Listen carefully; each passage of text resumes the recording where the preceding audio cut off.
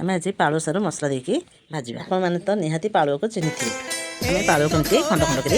सब काटि ना सारू फाड़ कर काटा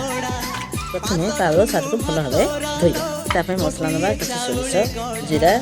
शुखला लंका रसुण टे पानी दी प्रथम बाटी ना आम पालुआ सारू कटा को कड़े पानी पकेबा स्वाद अनुसार लुण हल्दी ढाकुणी दे किसी समय तक आम प्रथम सीझे ढाकुणी खुली देखा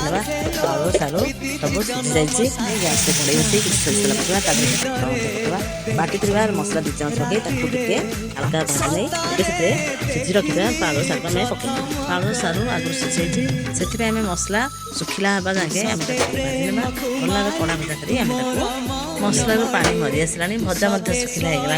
एवं देखो भजाटा के सुंदर दिशुची पालुआ सारू जब आप मिसेकी मसला दे भाजे तार बहुत टेस्ट लगे पालुआ सारू भाजला बेले